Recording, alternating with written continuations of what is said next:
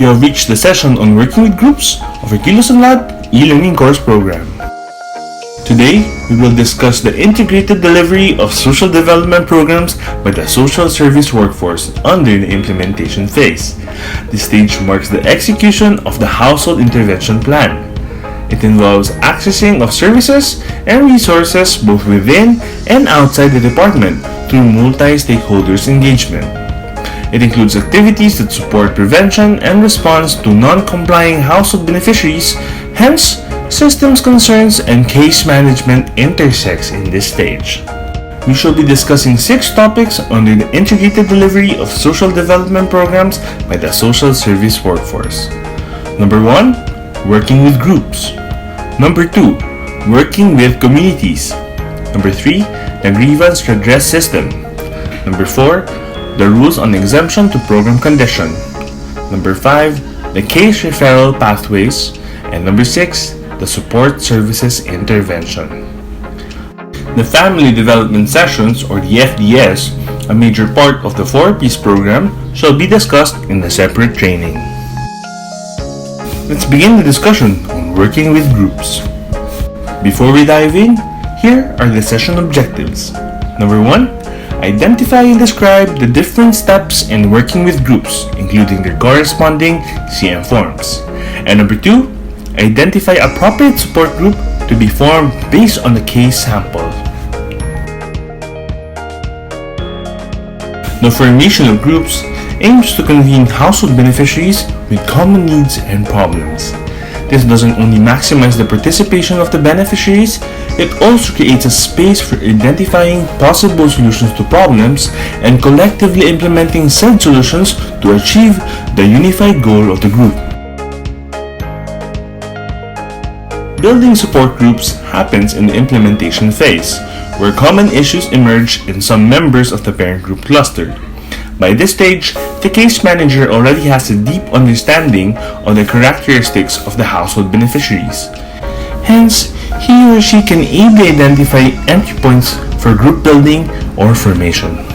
Additionally, groups are formed to provide mutual support and care to cope up with difficult circumstances.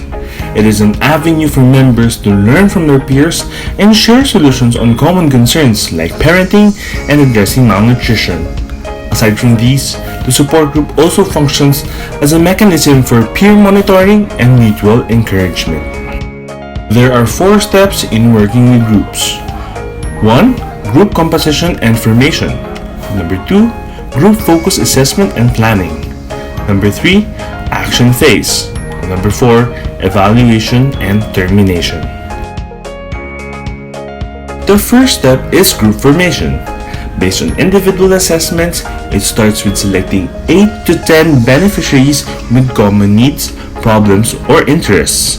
Prior to convening group members for initial session, the case manager needs to ensure that he or she is familiar with each of the identified members and he or she is able to spot potential leaders. Apart from these, the case manager should be able to identify the following together with the group members: the frequency of the session and its duration, time and place of the meeting, duration of the group, whether it has to exist for short or long-term goals. The second step is group-focused assessment and planning. During the first session of the group, the case manager orients and facilitates personal introductions, leveling off, setting of purpose, and generally familiarization of each other. Succeeding sessions, depending on the pacing of the group, are dialogues aiming to achieve a shared understanding of their needs and concerns. While these dialogues are happening, the case manager accomplishes the CM Form 5 or the group assessment form by conducting an initial assessment which will help the group identify needed intervention. Coming from the group focus assessment, the group will have to agree on the goals for intervention and the action plan. Once the action plan is finalized, the group should be prepared to assume roles and responsibilities. Each group member will have a specific task based on their capabilities, interest, and motivation. Let's take a quick look at CM Form 5 or the group assessment form. It is divided into 2 parts. The upper part is where the group name and the personal information of each member is located. The lower part is where the narratives of common needs and problems, strengths and resources, and weaknesses and limitations are collectively identified by the group members. In addition, the case manager can also add some observations and comments based on the dynamics of the group. Another expected output in this step is the group profile, or CM Form 6. This form contains the general information about the group. This includes reasons for formation, identified frequency, time, and location of the meetings. Moreover, the form contextualizes the situation of the group by narrating the common needs and goals. Using CM Form 6, the CML documents the agreed plan of action of the group. This form must be completed before the start of plan implementation. The third step focuses on the provision of program media, experiences, or interventions based on the agreed plans, or what we call the action phase. Task accomplishments has to be monitored to track progress and resolve issues that may come along the way. The expected outputs of this phase are the group session recordings.